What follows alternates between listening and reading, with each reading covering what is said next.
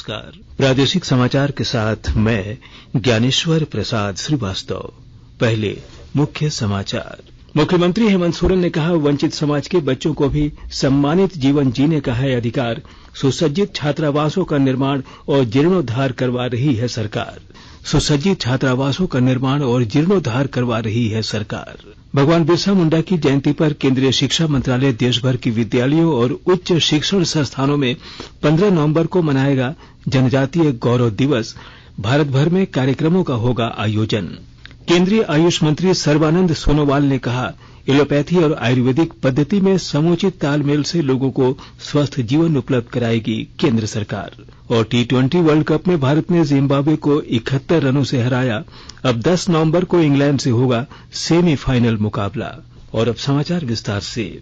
मुख्यमंत्री हेमंत सोरेन ने कहा है कि वंचित समाज के बच्चों को भी सम्मानित जीवन जीने का अधिकार है। इसके लिए राज्य सरकार सुसज्जित छात्रावासों का निर्माण और जीर्णोद्धार करवा रही है। ट्विटर पर एक संदेश में श्री सोरेन ने कहा कि नए निर्माण से राज्य के बच्चों को अब खंडहर में नहीं रहना पड़ेगा। मुख्यमंत्री के निर्देश पर कई वर्षों बाद कल्याण विभाग द्वारा राज्य के सभी छात्रावासों का जीर्णोद्धार करते हुए उन्हें सुसज्जित बनाया जा रहा है। केंद्रीय शिक्षा मंत्रालय देश भर के विद्यालयों और उच्च शिक्षण संस्थानों में 15 नवंबर को जनजातीय गौरव दिवस मनाएगा। पिछले वर्ष केंद्र सरकार ने जनजातीय स्वतंत्रता सेनानियों के स्मृति में 15 नवंबर को जनजातीय गौरव दिवस के रूप में मनाने की घोषणा की थी। 15 नवंबर भगवान बिरसा मुंडा की जयंती है। बिरसा मुंडा स्वतंत्रता सेनानी, समाज सुधारक और जनजातीय समुदाय के नेता थे। उन्होंने ब्रिटिश औपनिवेशिक सरकार के शोषण के विरुद्ध आवाज उठाई थी और आंदोलन का नेतृत्व किया था। मुख्यमंत्री हेमंत सोरेन की अध्यक्षता में राज्य मंत्री परिषद की बैठक 10 नवंबर को प्रोजेक्ट भवन सभागार में आयोजित होगी। इस संबंध में मंत्रिमंडल सचिवालय एवं समन्वय विभाग ने आदेश जारी करते हुए सभी विभागों को कैबिनेट की बैठक में प्रस्ताव रखने के लिए संलेख उपलब्ध कराने का निर्देश दिया है। केंद्र सरकार ने वर्ष 2022-23 के दौरान 60 लाख मीट्रिक टन तक चीनी के निर्यात की अनुमति दी है। इसका उद्देश्य देश में चीनी की कीमत में स्थिरता और चीनी मिलों की वित्तीय स्थिति को संतुलित करना है। लातेहार जिले में नगरपालिका चुनाव की प्रशासनिक तैयारी पूरी कर ली गई है। विस्तृत ब्यौरा दे रहे हैं हमारे लातेहार संवाददाता। लातेहार जिले में नगरपालिका चुनाव की प्रशासनिक तैयारी पूरी कर ली गई है। जिला प्रशासन द्वारा मतदाता सूची का प्रकाशन भी कर दिया गया है। इस बार 17,232 मतदाता अपने मताधिकार का प्रयोग कर सकेंगे। जिले में अध्यक्ष व 15 वार्ड पार्षदों के चयन के लिए मतदान कराए जाएंगे। जिला निर्वाचन पदाधिकारी सह उपायुक्त भोर सिंह यादव ने कहा कि नगरपालिका आम चुनाव के लिए 16 मतदान केंद्र बनाए गए हैं। नगरपालिका चुनाव के लिए इसी माह अधिसूचना जारी होने की संभावना को लेकर संभावित उम्मीदवार भी चुनाव की तैयारी में जुट गए हैं। जिला प्रशासन द्वारा अब तक विभिन्न पदों के लिए आरक्षण का रोस्टर जारी नहीं किया गया है, लेकिन शांतिपूर्ण व निष्पक्ष चुनाव कराने के उद्देश्य से विभिन्न कोषांगों का गठन कर लिया गया है। संजय कुमार तिवारी, आकाशवाणी समाचार, लातेहार। केंद्रीय आयुष मंत्री सर्बानंद सोनोवाल ने कहा है कि केंद्र सरकार एलोपैथी को पारंपरिक आयुर्वेदिक उपचार पद्धति में समुचित समन्वय से लोगों को स्वस्थ जीवन उपलब्ध कराने के लिए प्रतिबद्ध है। श्री सोनोवाल पुणे में सिम्बियोसिस अंतर्राष्ट्रीय विश्वविद्यालय के राष्ट्रीय स्वास्थ्य और जैव विज्ञान अनुसंधान सम्मेलन के समापन अवसर को संबोधित कर रहे थे।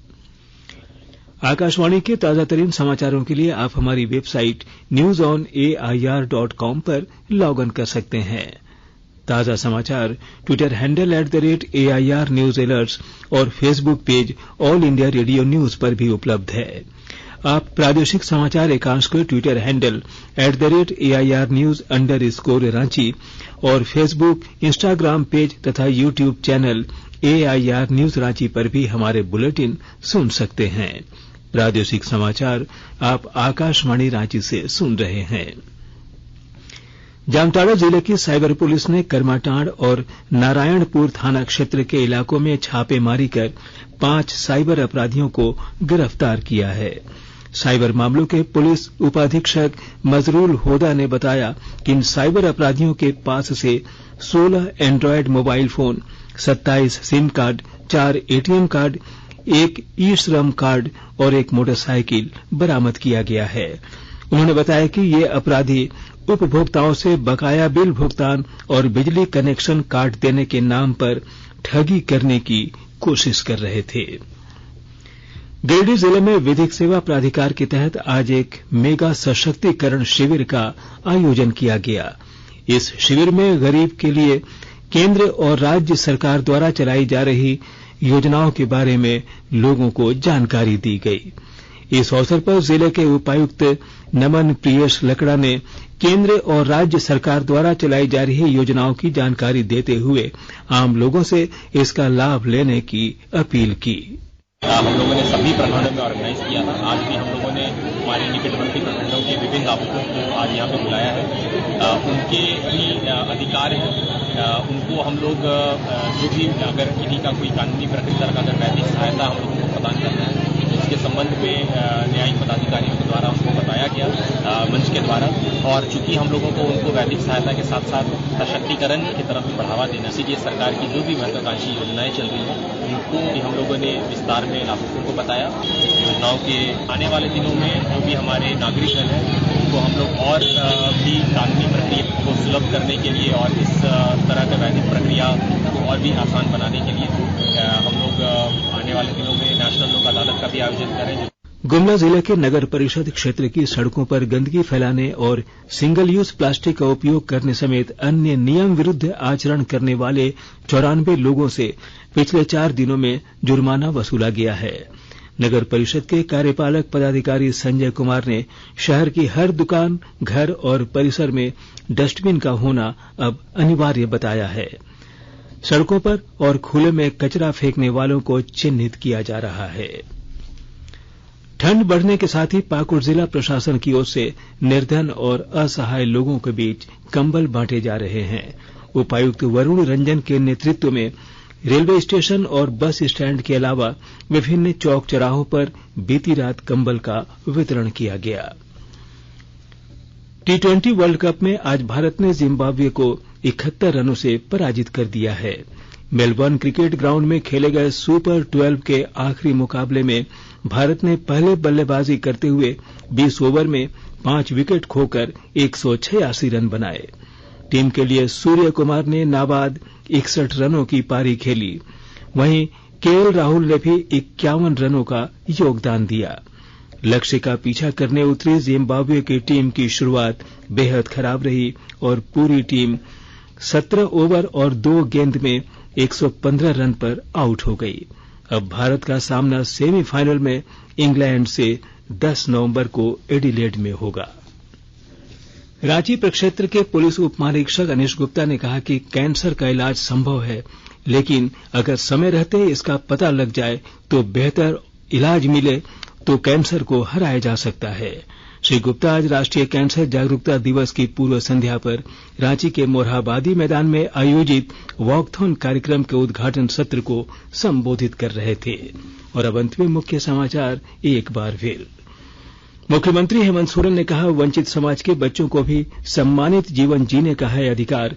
सुसज्जित छात्रावासों का निर्माण और जीर्णोद्धार करवा रही है सरकार।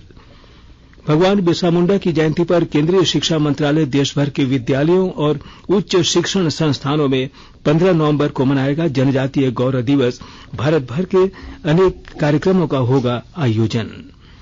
केंद्रीय आयुष मंत्री सर्बानंद सोनोवाल ने कहा, एलोपैथी और आयुर्वेदिक पद्धति में समुचित तालमेल से लोगों को स्वस्थ जीवन उपलब्ध कराएगी केंद्र सरकार। और T20 वर्ल्ड कप में भारत ने जिम्बाब्वे को 71 रनों से हराया। अब 10 नवंबर को इंग्लैंड से होगा सेमीफाइनल मुकाबला। इसके साथ ही आकाशवाणी रांची से प्रादेशिक समाचार का ये बुलेटिन समाप्त हुआ। नमस्कार।